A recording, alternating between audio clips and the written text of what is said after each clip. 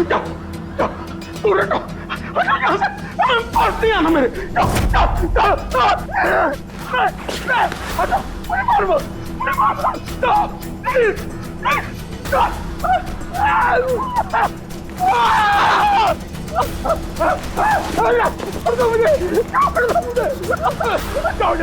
मेरे पास मत आना, जाओ जाओ यहाँ से, मुझे मत मारो, छोड़ दो प्लीज, मुझे मत जाओ जाओ प्लीज, मुझे मत मारो, मत मारो मुझे छोड़ दो प्लीज, छोड़ दो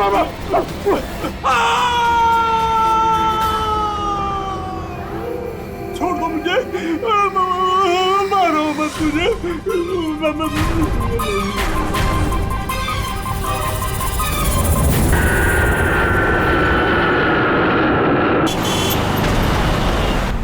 थोड़ा जल्दी चलाओ।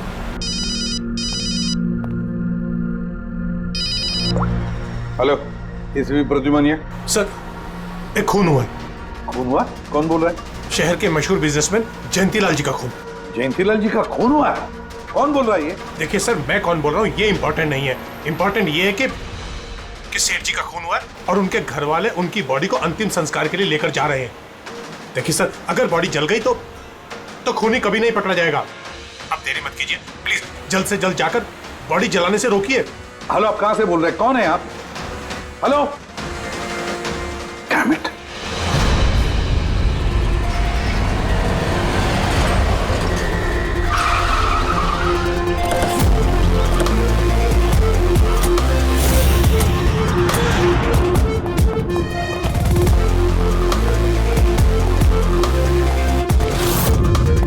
अरे कौन है आप लोग? ऐसे कैसे घर में अंदर आ रहे हैं? हम लोग सीआईडी से हैं। घर के सारे लोग कहाँ हैं? सर वो लोग तो साहब की बॉडी लेकर शमशान घाट गए हैं। शमशान घाट गए?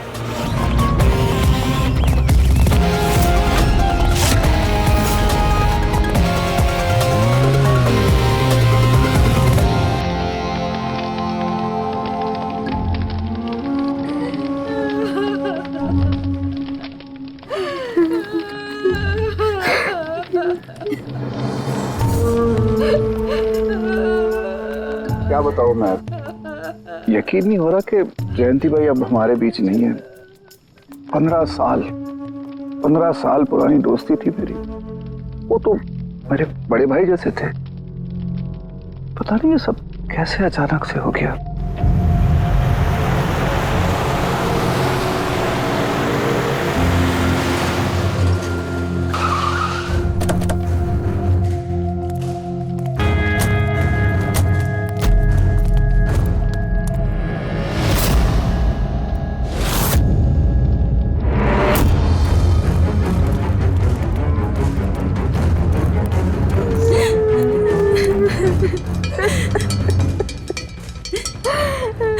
चुप हो जाओ। एक्सक्यूज मी,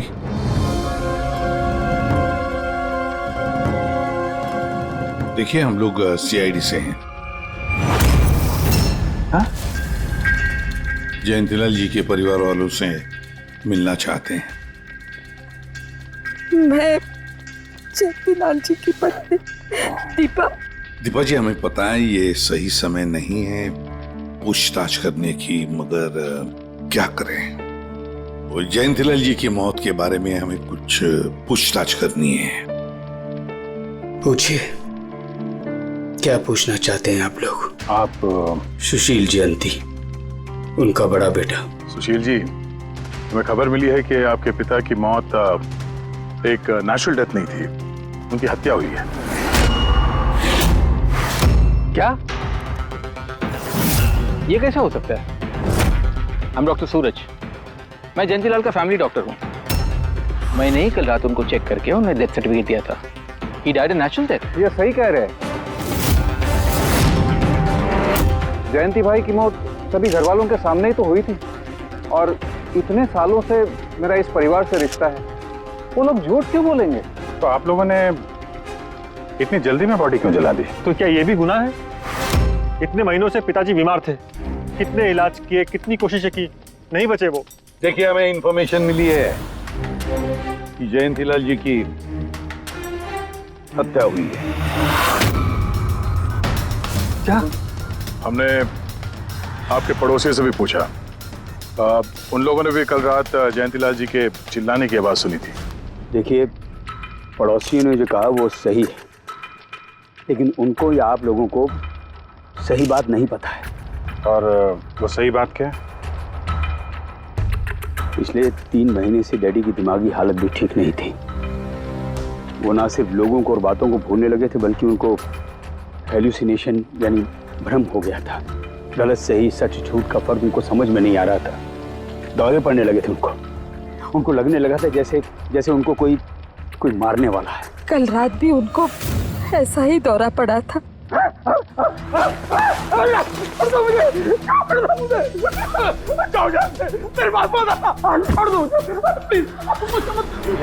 शांत, कूल। इंजेक्शन गई फास्ट, कम फास्ट। डैडी शांत, रिलैक्स। कुछ नहीं होगा। पापा संभालो अरे ये क्या कर रहे हो? बच्चों की तरह क्यों जिद कर रहे हो? सुशील जी, उनका स्लीव ऊपर करो। जाने दो, मुझे मारो। बस।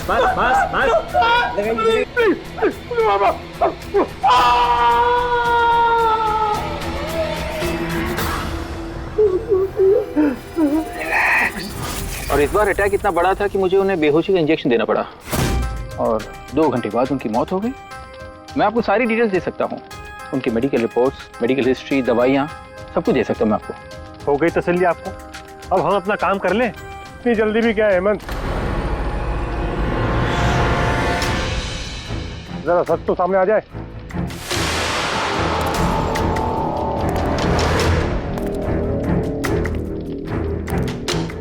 आप सर, मेरा नाम मोहन है, मैं जयंतीलाल जी का वकील। मैंने आपको फोन किया था सर।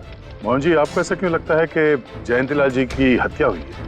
मेरे शक की वजह है उनकी वसीयत। लेकिन ऐसा क्या है इस वसीयत में? सब कुछ, कि उनकी जायदाद में से किसको कितना हिस्सा मिलेगा। उससे क्या फर्क पड़ता है? हम सब एक फैमिली हैं, किसी को छोटा किसी को बड़ा शेयर मिलेगा, यही ना? ऐसे ओके, कोई फर्क नहीं पड़ता है। अगर जयंतीलाल जी की मौत नेचुरल ना होकर मर्डर साबित हुई तो आप में से किसी को भी उनकी जायदाद का कोई हिस्सा नहीं मिलेगा। Nothing at all. ऐसे कैसे हो सकता है?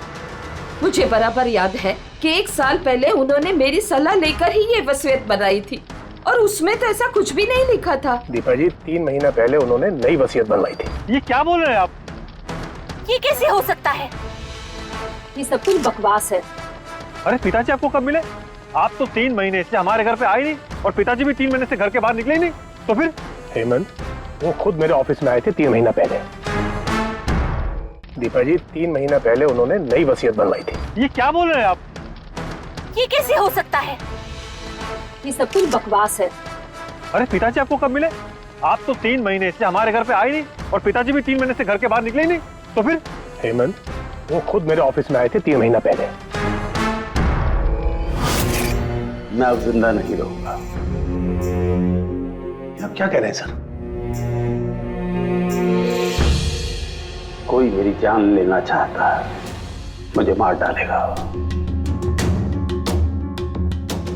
सर, कैसी बात कर रहे हैं आप? कौन है जो आपको मारना चाहता है? कोई अपना, मेरे परिवार के सदस्यों में कोई है। मुझे पूरा यकीन है कि मैं अब चंद दिनों का मेहमान हूं। सर, कौन है वो? कहा ना, कोई अपना। क्या सोच रहे हो? पुलिस के पास जाऊं? यही कहना चाहते हो?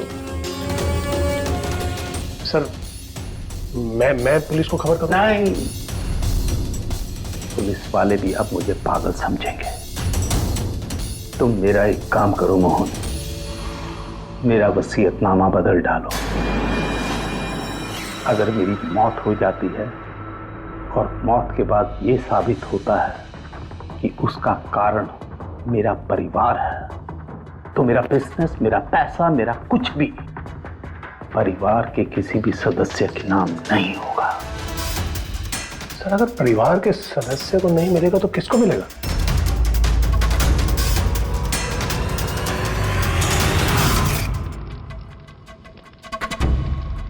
हमें नहीं तो किसे मोहन? जायदाद किसको मिलेगी? सर सीआईडी को।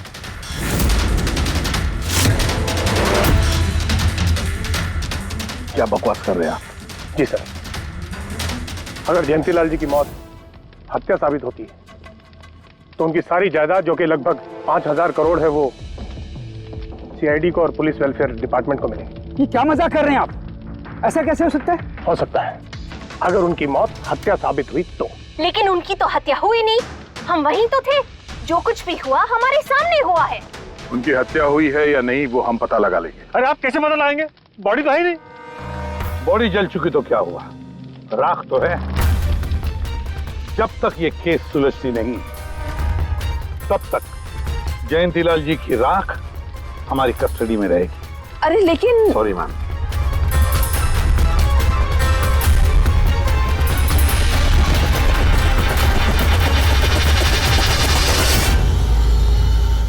मोहन जी, सर जरा बताइए, क्या जयंतीलाल जी ने खुद आपसे कहा था कि उनके परिवार वालों में से कोई है जो उनकी जान लेना चाहता है?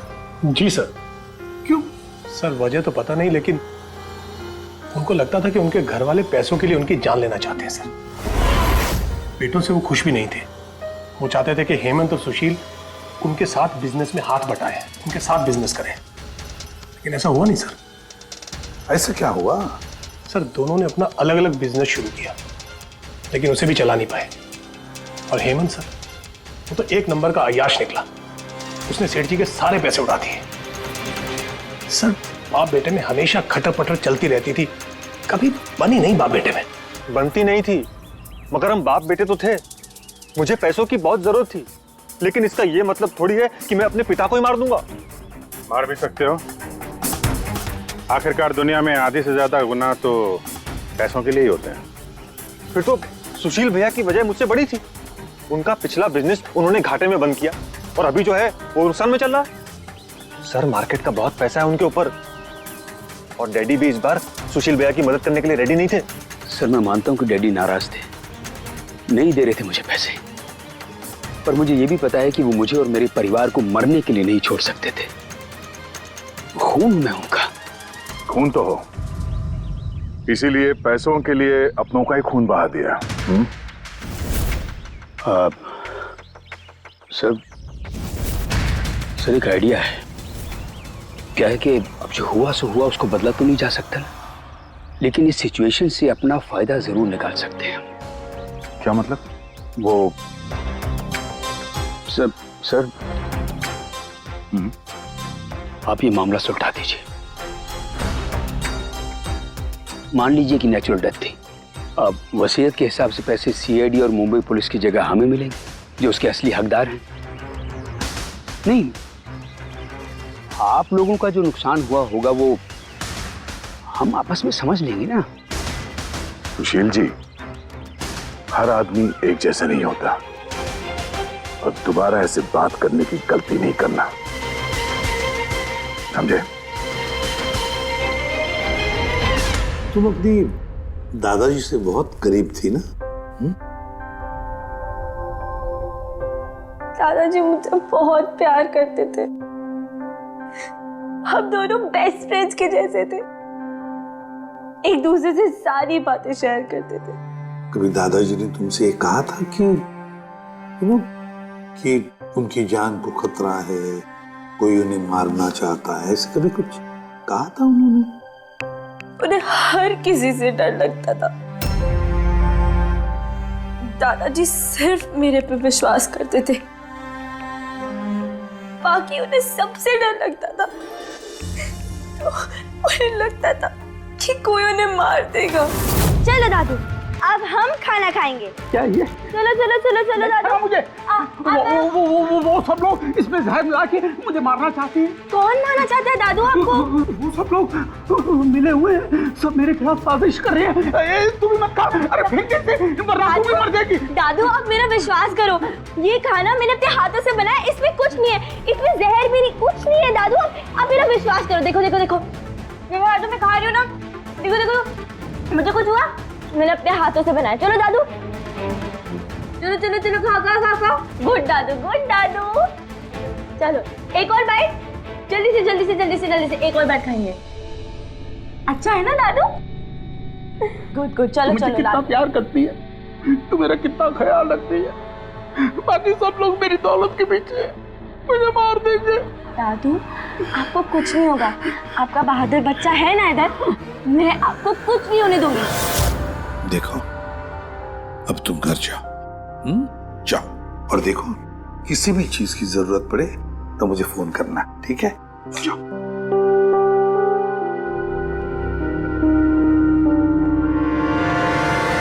हाँ सारुके, बता क्या निकला राख में से? बॉस, राख में से बड़ी जबरदस्त बात निकली है। हालांकि इस राख ने मुझे कम परेशान नहीं किया, लेकिन मैंने भी इसका मुंह खुलवा ही लिया, है ना? तो फिर बता दे यार। बताता तारिका। हाँ सर, हमने इस राख का स्पेक्ट्रोस्कोपी टेस्ट किया, फिर रिपोर्ट से बात साबित हो गई है बॉस कि जयंतीलाल की मौत नेचुरल नहीं है, जयंतीलाल को मारा ही गया। क्या कहा तुमने? जयंतीलाल की मौत नेचुरल डेथ नहीं थी? नहीं। कैसे सारुके, कैसे मारा? लार्सनिक से। लार्सनिक? जयंतीलाल की राख में हमें लार्सनिक मिला है बॉस। राख में से लार्सनिक? सर कुछ केमिकल्स और हेवी मेटल्स, धातु ऐसे होते हैं जो जलने पर भी नहीं खत्म होते। लार्सेनिक उनमें से एक है, इसलिए लाश के पूरी तरह जल जाने के बावजूद उसमें मौजूद लार्सेनिक जलाने और राख में ऐसे ही रहा। लेकिन एक बात समझ में नहीं आ रही है सारुके, कि अगर जयंतीलाल की मौत लार्सेनिक की वजह से हुई है तो फिर उसके फैमिली डॉक्टर सूरज को ये पता कैसे नहीं चला? पता कैसे नहीं चला? उसने नेचुरल डेथ का सर्टिफिकेट इश्यू किया ही कैसे और क्यों? बॉस, अगर लार्सनिक जैसा जहरीला केमिकल इंसान के शरीर में एक साथ बहुत ज्यादा मात्रा में पहुंचा दिया जाए तो इंसान की तुरंत मौत हो जाती है, लेकिन अगर यही जहर धीरे धीरे थोड़ी थोड़ी मात्रा में उसके शरीर में पहुंचाया जाए तो उसकी मौत एक साथ एकदम नहीं होती है। पहले उसकी याददाश्त जाती है, फिर उसे अजीब अजीब से सपने आने लगते हैं, उसे हेलुसिनेशन होने लगता है, भ्रम होने लगता है, फिर पागलपन के दौरे पड़ते हैं। और जयंतीलाल के साथ ये सब कुछ हो रहा था। लार्सनिक? जी हाँ, लार्सनिक। और इससे यह साबित हो गया कि जयंतीलाल जी की मौत बीमारी से नहीं बल्कि उनका खून किया गया। लेकिन ये किया किसने? वही पता करने हम लोग यहाँ हैं। अभिजीत, जयंतीलाल जी का कमरा चेक करना पड़ेगा। Okay sir.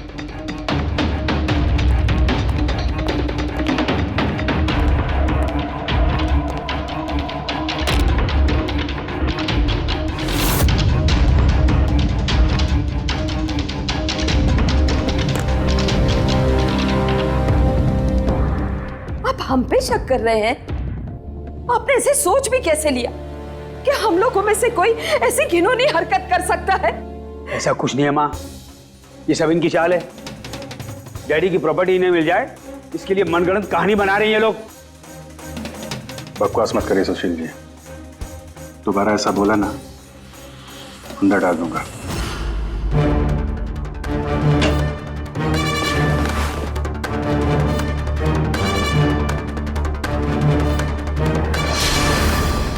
आप धमका कर हमें चुप करा सकते हैं लेकिन कुछ साबित नहीं कर सकते। एग्जैक्टली आप लोग ये सब कुछ इन 5000 करोड़ के लालच में कर रहे हैं ना? बोल चुके आप लोग, अब बस सीआईडी को अपना काम करने दीजिए। क्या मजाक नहीं चल रहा है? एक आदमी का खून हुआ है, खून। आप सबकी भलाई इसी में है कि हमारे साथ कोऑपरेट करें। अच्छा, अब सीआईडी धमकाने भी लगी है। ये धमकी नहीं है, ये आशी आशीष आशी बेटा, आशी क्या हो गया? आशी बेटा, आशी बेटा उठो। आशी आंखें खोलो, क्या हो गया तुम्हें? आशी आशी बेटा क्या हो गया? अरे जरा देखो इसे भी, क्या हो गया मेरी बच्ची को? आशी क्या हुआ? आंखें खोलो, हो गया? आशी बेटा, आशी बेटा, आशी, बेटा, आंखें खोलो, आशी।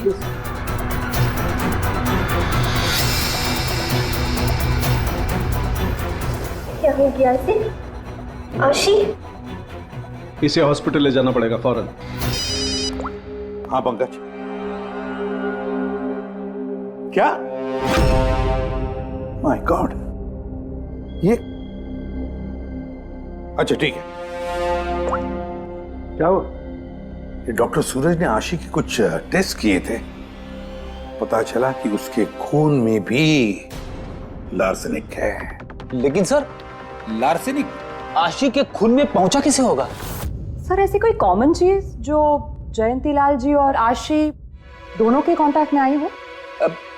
खाना। अब आशी ने बताया था ना कि कुछ दिनों से जयंती लाल जी का खाना वो खुद टेस्ट कर रही थी। नहीं बस खाना नहीं, ये कुछ और है। ये सालों के साथ ये आपको कैसे पता चला? बताता हूं, बस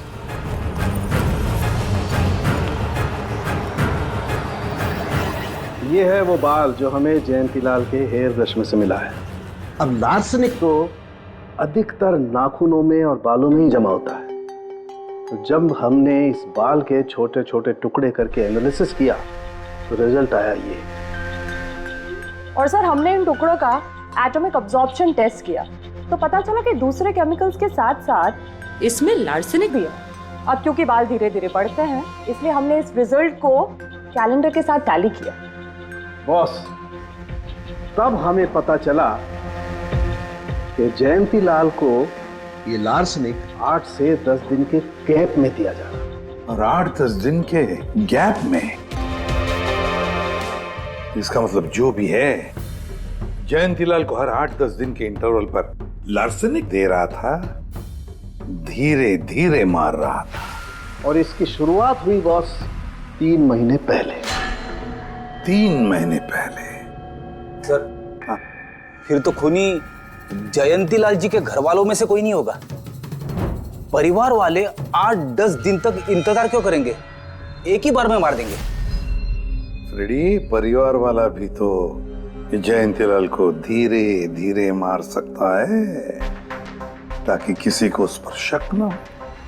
सर पिछले 3 महीने से कुछ मसाज करने वाले आ रहे थे, मैंने बताया तो था आपको।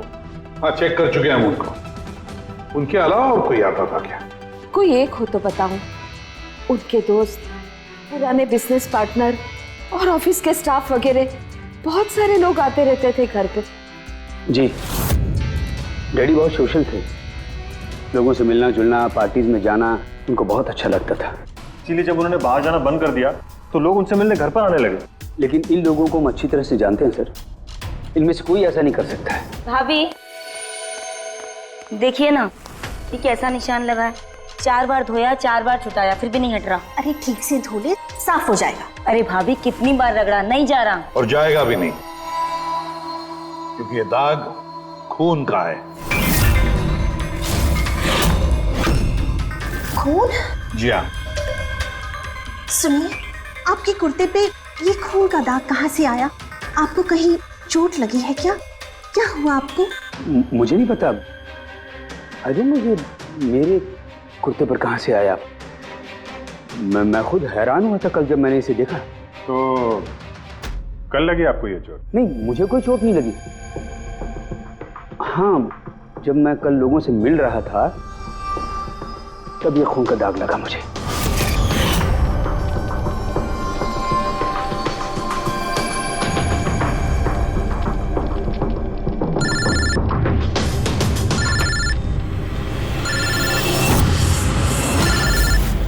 बिना चोट खून के धब्बे, अजीब बात है। वही तो। और कुछ हुआ था कल? कोई खास बात? नहीं सर, और कोई खास बात नहीं। साहब एक बात अजीब हुई थी। क्या? कल सुबह मुझे गार्डन में कांच के कुछ टूटे हुए टुकड़े मिले थे। कांच के टूटे हुए टुकड़े, तो फिर? साहब उन टुकड़ों में खून लगा हुआ था। क्या? कांच के टुकड़ों में खून लगा हुआ था? जी। कहाँ पर है वो? अब वो तो मैंने कचरे के डिब्बे में डाल दी। इस कुर्ते पे खून, कांच के टुकड़े पे खून। कहाँ देखे थे वो कांच के टुकड़े तुमने? ये देखिए, यहाँ पर मिले थे मुझे कांच के टुकड़े। यहाँ पर? जी।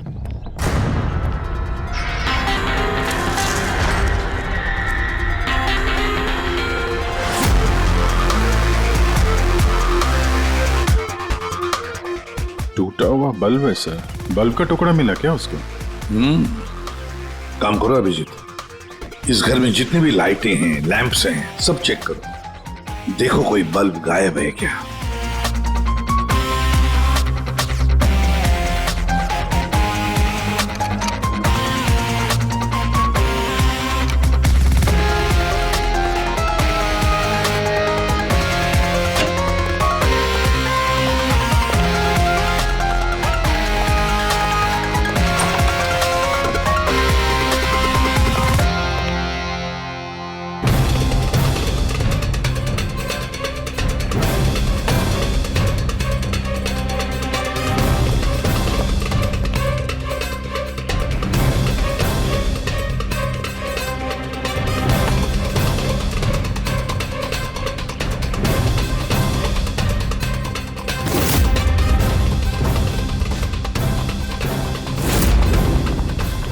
सर, सब जगह देख लिया, कांच का टूटा हुआ सामान कहीं पे भी नहीं है।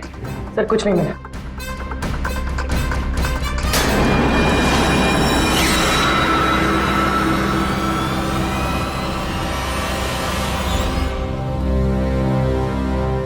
सर! हाँ अभिजीत, ये सही, ये देखिए, यहाँ का बल्ब गायब है।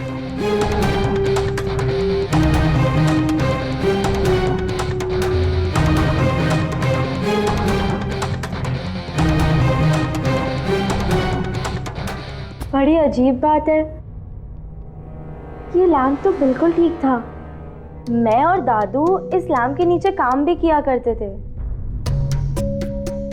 और जिस तरह दादू की मौत हुई तब भी ये लैम्प ठीक था, इसमें बल्ब था और ऑन था।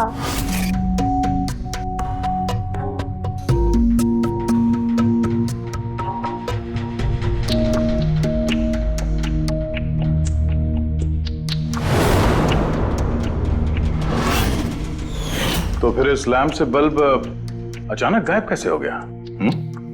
क्यों कविता?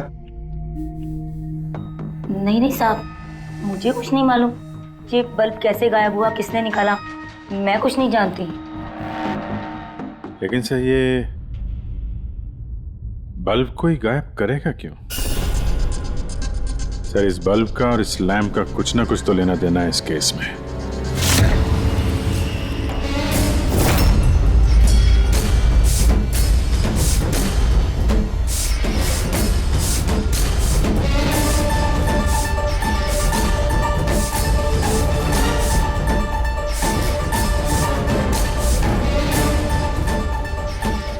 बॉस, ये धब्बे देख रहे हो?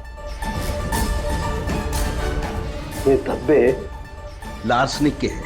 लेकिन ये लार्सनिक के धब्बे पूरे लैंप पर कैसे है? बॉस, हुआ ये होगा, खूनी जयंतीलाल जी के घर पे आता होगा हर 8 या 10 दिन में। नमस्ते साहब। साहब ऊपर है अपने कमरे में।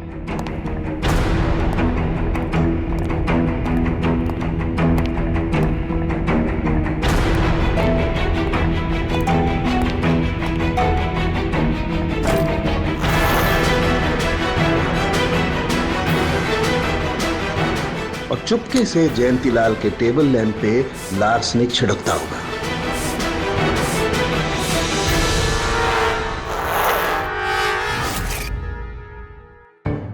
शायद जयंतीलाल जी हमेशा इस टेबल पर बैठ करके काम किया करते थे।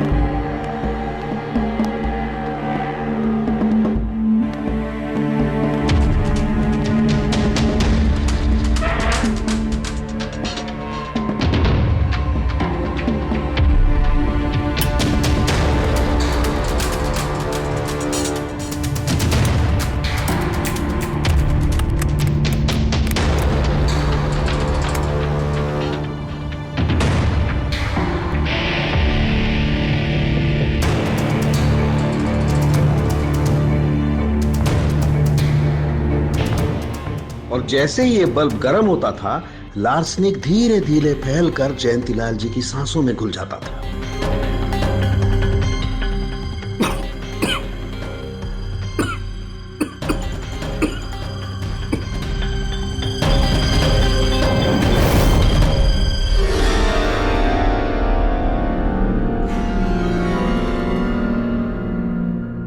सालू के साथ आशी को लार्सेनिक का इतना असर क्यों नहीं हुआ? उसे लार्सनिक का इतना असर इसलिए नहीं हुआ फ्रेडी, क्योंकि वो यहां हमेशा नहीं रहती थी। कभी कभी आती थी अपने दादाजी के पास। यार ये जो भी कोई है, इस जयंतीलाल के और घर वालों के करीब का ही कोई है, इसलिए वो जयंतीलाल की मौत के वक्त यहां मौजूद था। और मौत होने के बाद में सबूत मिटाने के लिए उसने उस लैंप में से वो बल्ब निकालकर अपने जेब में रख दिया होगा। और फिर सभी घर वालों से मिलते वक्त सुशील जी को भी अपने गले लगा लिया। जैसे सुशील को उसने गले लगा लिया, उसके जेब में जो उसने बल्ब छुपा के रखा होगा वो फूट गया, जिसकी वजह से उसके कमर में जख्म भी हुई। और उस जख्म से जो लहू निकला, जो खून निकला, वो सुशील के कपड़ों पर आया। मतलब सर, खूनी घर वालों में से कोई होगा? नहीं फ्रेडी, घर वाला तो नहीं लगता, और घर वाला होता तो बल्ब जेब में रख के थोड़ी ना घूमता। ये तो कोई ऐसा आदमी है जिसके पास वही एक मौका था सबूत मिटाने का, वो चंद मिनट। घर वाला तो कभी भी निकाल लेता। सर उस दिन तो कितने लोग आए थे यहाँ, खूनी का पता कैसे चलेगा? सर उस दिन मीडिया के लोग भी आए थे। कौन आया कौन गया ये सब रिकॉर्ड तो किया ही होगा उन लोगों ने। तो चलो देख लेते हैं किस किस ने सुशील जी को गले लगाया था।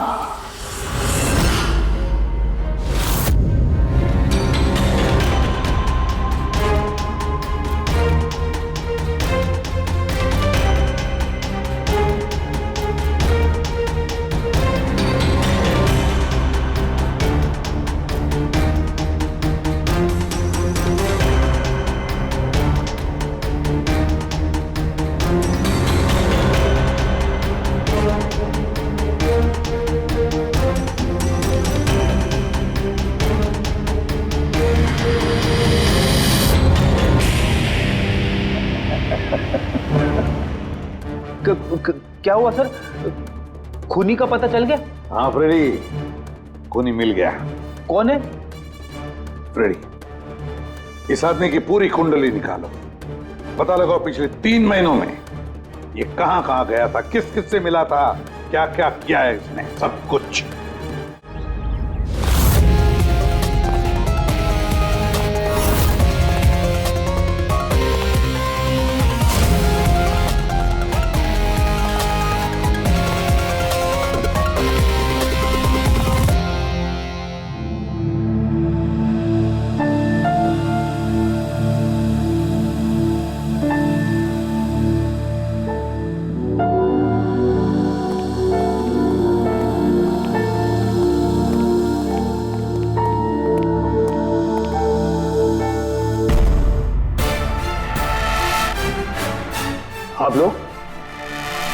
आप लोग फिर यहाँ हैं?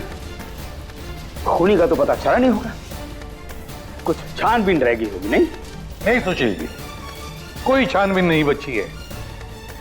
खूनी का पता चल गया है, और खूनी अभी इसी वक्त यहां हम सब के बीच मौजूद है। क्या? कौन है वो?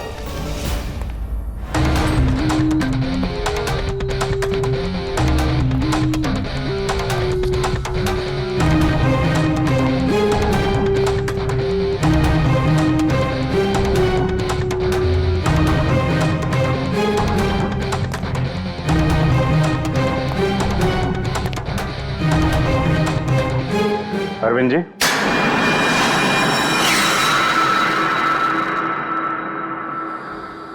जरा उठेंगे आप? मैंने क्या किया? अरविंद जी, आपने क्या किया इसका तो पता हमने लगा ही लिया। बस अब आपके कारनामे हम आप ही के मुंह से सुनना चाहते हैं। क्या बकवास है ये? आप मुझ पर इल्जाम लगा रहे हैं। आपको क्या लगता है कि मैंने जयंती को मारा? अभिजीत,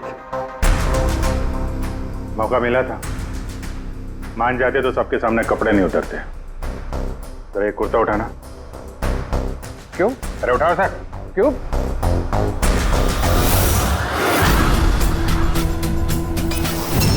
क्या है ये? निशान कैसा है? हाँ? कौन सी भाषा बोल रहे हो तुम? हिंदी में बोलो, हिंदी में। मातृभाषा है हमारी। भूल गए क्या? याद दिलाओ। हाँ? नहीं सर,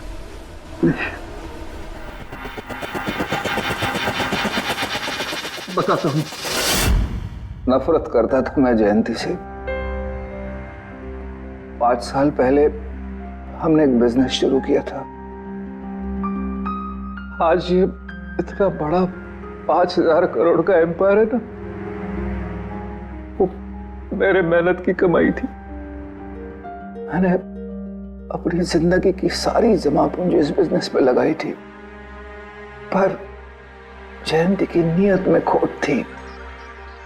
उसने मुझे धोखा दिया, मुझे मेरी कंपनी से निकाल दिया। तब मैंने सोचा कि जब मौका मिलेगा तो मैं इसका हिसाब चुकता करूंगा। और वो मौका तुम्हें मिला 3 महीने पहले एडवोकेट मोहन के ऑफिस में, जहां पर जयंती लाल जी भी आए थे और तुमने चुपके से उन दोनों की बातें सुन ली थी। अगर मेरी मौत हो जाती है और मौत के बाद ये साबित होता है कि मेरी किसी ने हत्या की है, तो मेरा बिजनेस, मेरा पैसा, कुछ भी मेरे परिवार के किसी भी सदस्य को नहीं मिलेगा। सर, अगर परिवार के सदस्य को नहीं मिलेगा तो किसको मिलेगा? CID को, जो मेरा मर्डर इन्वेस्टिगेट करेगा। मुझे लगा अच्छा मौका है। जयंती लाल को मारूंगा मैं और शक जाएगा उसके परिवार पर। और इसीलिए तुमने जयंती लाल की तरफ दोस्ती का हाथ बढ़ाया, एक नया प्रपोजल लेकर। क्यों? मेरे दिमाग में एक आइडिया था जिसके लिए मेरा उसके घर बार बार जाना जरूरी था।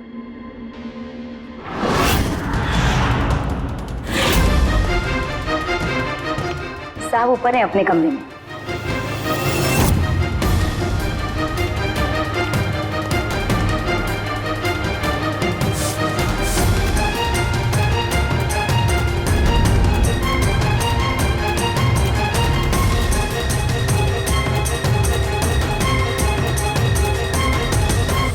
लेकिन ACP साहब, आपको इन पे शक कब हुआ? दीपा जी, जयंतीलाल जी की अंत्येष्टि के दिन जो मीडिया कवरेज हुआ था, जो मीडिया वालों ने वीडियो फुटेज लिया था, उसकी मदद से जयंतीलाल जी के अंत्येष्टि के दिन घर के बाहर जो इन्होंने कुर्ता पहना था, शमशान भूमि पर वो कुर्ता बदल दिया गया था, क्योंकि उस पर खून जो लगा हुआ था। क्यों Arvind ji?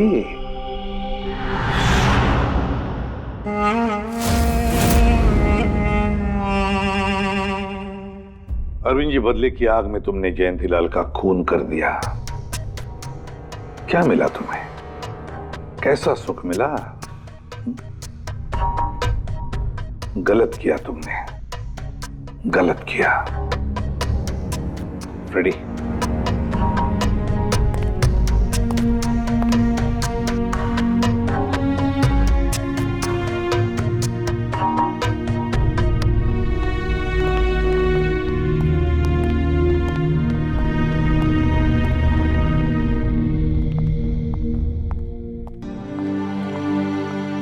Thank you sir, thank you very much, and we are sorry हम लोगों ने आपको काफी बुरा भला कहा।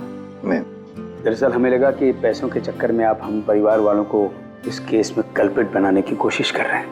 नहीं, कोई बात नहीं। ACP साहब, मैं मेरे पति की अंतिम इच्छा पूरी करना चाहती हूँ।